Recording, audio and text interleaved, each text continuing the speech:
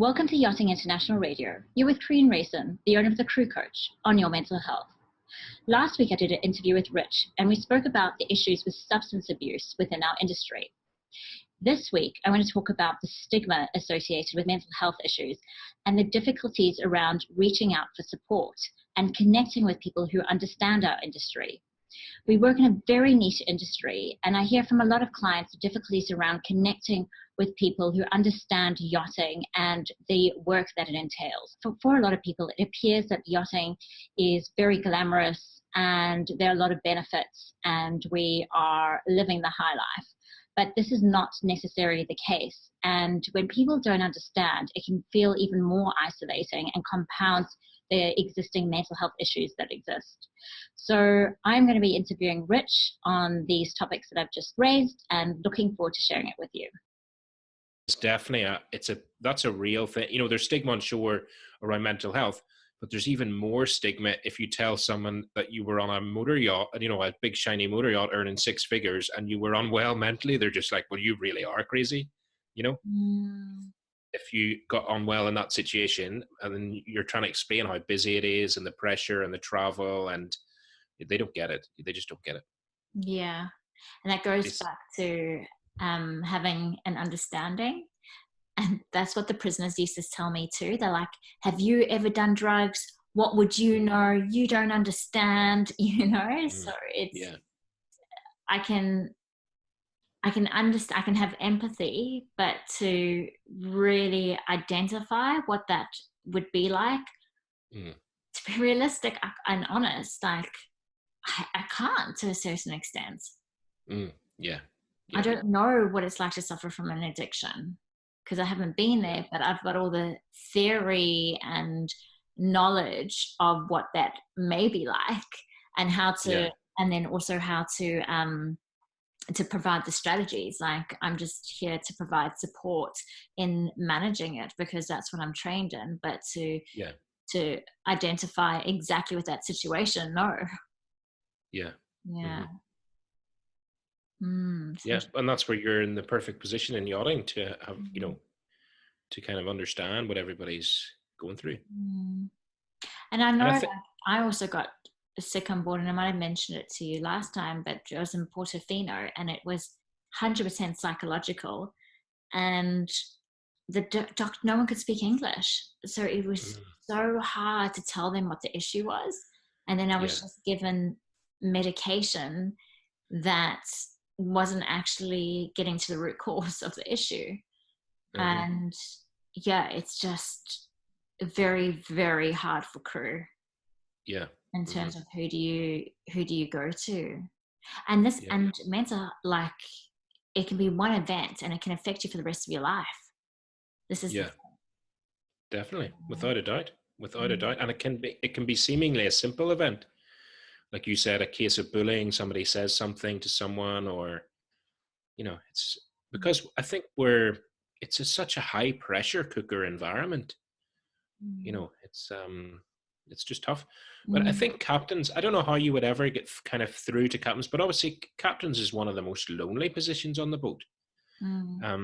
It's okay for captains who have maybe wives at home, they can vent in the evening, you know, phone home or whatever.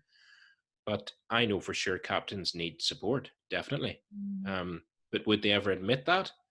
I'm not sure. I know the boats that I worked on Arctic, for example, the two captains were good friends. They supported each other. So they would have spoken every day. But for smaller boats where there's only one captain, it's really tricky. I know, speaking to a captain, he just wanted to be called by his first name, and I guess I gather it's because he wants to feel part of the team, because the captains can be quite removed from the team. And the crew form a family unit as such, and then they're not like in the inner circle, so that can be isolating in itself.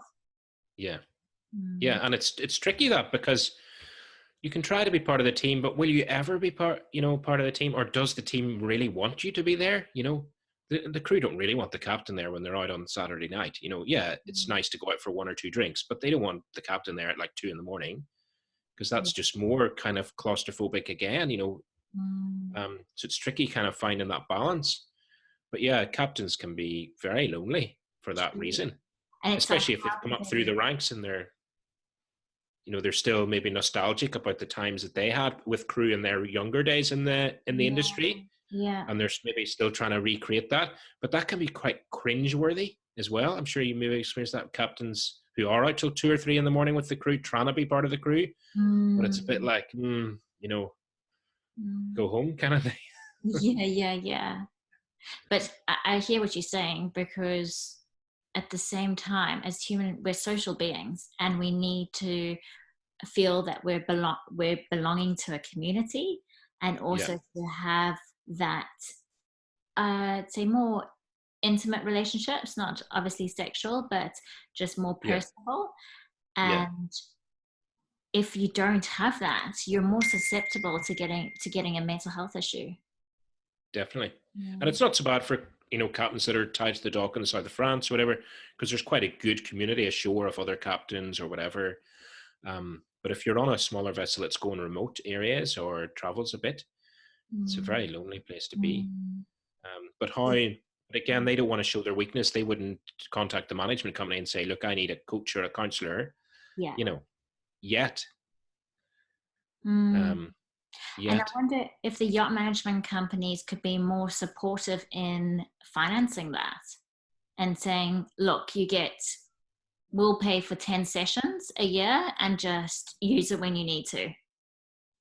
But then at the same time, they don't want people to know. So it's a confidentiality thing. Yeah. If you've got that stigma hanging over your head, you don't want people to know that you're actually reaching out for support. Yeah. No. But then it can come down to reframing it and not using the word counseling, but going for coaching. Yeah. So that's another option. And even, I mentioned my sister, you know, she works in the corporate world. So even maybe, I don't know, 8 years ago in the corporate world, having an executive coach was seen as a weakness. Whereas now that is completely flipped on its head. Having an executive coach is like a badge of honor, you know, because the people that are really well, you know, thought of and really well looked after have an executive coach paid for by the company, because that's part of the support they offer them. So it's actually people now would be having lunch and say, oh, I've got to go. I've got an appointment with my coach. Yeah. It shows you the power of branding. Yeah. Mm-hmm. Yeah. So how to get that changed in yachting, I've no idea. It's interesting. I've had a few captains as clients and chief stews, and they reach out for coaching because they are self-aware and they want to become better leaders. But they have to pay for it themselves, I guess. They're paying it for themselves. There's a few chief stews that have said the captains were quite excited that they were doing coaching, and they were happy to pay for further sessions. But in terms of the captains, I believe they were asking for receipts. So I'm not too sure, but I believe that they were paying it for themselves. And I'm so inspired by that, because they're so passionate about their crew, and they want team morale to be up and crew engagement. It also makes their, you know, experience on board so much better. And the one captain said that when he was doing the coaching, that the boat was in the show and captains were walking past and were noticing the crew coming off and on the boat, and maybe they were seeing them at the bars around Monaco, and a few of them approached the captain and said, wow, you've got a really good crew, don't you? They all seem so happy. Like, it's almost shocking that a whole entire team is actually happy. But he put so much work into making that happen. So I wrote workshops, and then he delivered the workshops. And the stews went out and bought a sunflower and named the sunflower and put it on the bridge, and everything just changed. And they were trying to sell the boat, and the owner went on board, and he's like, oh, it feels different, because energy is palpable. You can feel an atmosphere on board. Totally. Without a doubt.